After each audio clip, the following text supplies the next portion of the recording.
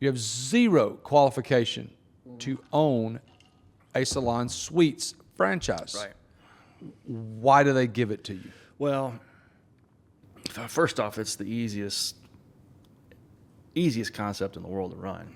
I told you earlier, I run 5 of them in Birmingham right now, and I play golf every day of the week. Yeah. We tee off at 7:40. I'm done by 10 o'clock and back in the office, and can operate those things. And I rarely go into them at all. I just picked up 2 more. We can talk about that later, but so I'm having to work a little bit more on those right now. But once those are full, once those are converted, then I'll be back where I don't go into the locations hardly at all, because so Salon Suites, for those of you who don't know, we take a retail space. It's about 5,000 square feet. Okay. We cut it up into individual salons, so they're about 110 square feet apiece. Salon professionals open their own business inside of our location.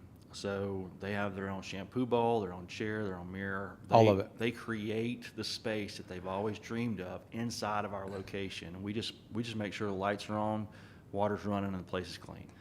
So Susie, Yep. the stylist, Yep. and Jennifer, the stylist, their 110 square feet are going to look totally different. Totally different. So is there a front desk person? No. No. I have one employee that's a regional manager that goes around and cleans the place on a daily basis and makes sure anything that happens, that's pretty much their point of contact to give them a call. I got a leak, my whatever. So tell me about this franchise. Okay, so let's break this thing down. Okay.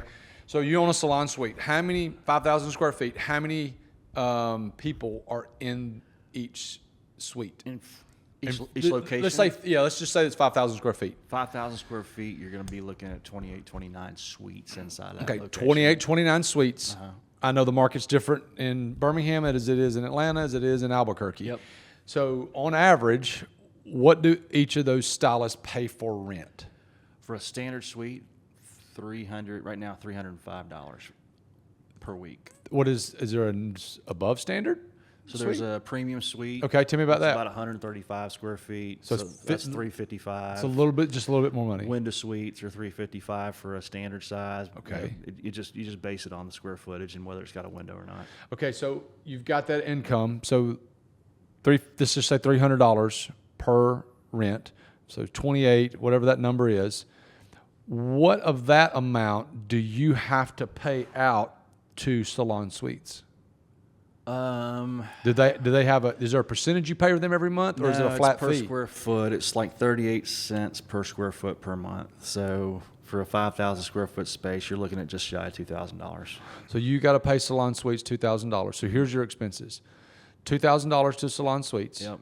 And then whatever the mortgage is, Rent. Yep. insurance, Yep. Taxes. Yep. I mean, property taxes, no, not property taxes. Taxes are included in the rent, so Yeah, 'cause you're renting. Triple net. Yeah. Now, why do you not buy the location? It's a great question. A lot of people ask that. So when we go into a space, let's talk about a 5,000 square foot space. Yeah. If it's just a standalone space, Okay. not only do you have to have that building, you have to have parking that goes along with that, which requires acreage. So to own a facility that could accommodate one of these locations, just that you're probably looking at $2 to $3 million. So 28 people. So let's just look at it, for example. Uh-huh. Okay, so you got 28 stylists in there. Yep. Let's say 25 because it's easier math. 25 Sure. stylists in there. Yep. And they're working. It's Thursday at noon. Yep. They're working. It's 25 people. Uh-huh. Say they're full. Yep. There's 50 parking spots. Yep. Say there's 10 people waiting. You're at 60. Yep. It's big. It's a lot of freaking parking spots. Lot. Parking spots are expensive. People don't understand this. Parking is expensive, and people think it's just asphalt and lines, but every square inch of property has a lot of value. 1,000%. I mean, And on the 280, Oh gosh, it'd be more than that. It'd be $4 to $5 million to And that's just for the building. That's before the build out, right? So the build out, when we first started, build out was in the neighborhood of $100 a square foot. Now you're looking at $150 to $180 a square foot, which just, I'm not doing salon suites anymore. I got lucky and picked up a couple in the last month or two. And They're existing. They're existing. So when so your original question was why don't we, because it's super capital intensive. Yeah. I mean, go back to our hotel example earlier. I could for that kind of money, I could get in the hotel world, which is a whole lot more lucrative. But with Salon Suites, so we go into a space. We got one over here at Patchwork Farms, right? Yeah. It's right here. By the Publix. By the Publix, exactly. So we got that space, and for that location, we got $42 per square foot in tenant improvement money from the landlord. Okay. If you're the landlord, you don't get that. You pay everything. So that was it was about $200, right around $200,000 that they gave us to put that in there. That reduces your development cost tremendously. Whoa. Yeah, I know. Tom Smith owns that building. Yes. Okay, Tom Smith owns the building. Hey, Dennis, I'll give you $200,000 Yep. to come in here and build out this thing like you want it to be built out. Yep. And then you have to sign how long of a lease? 10 years.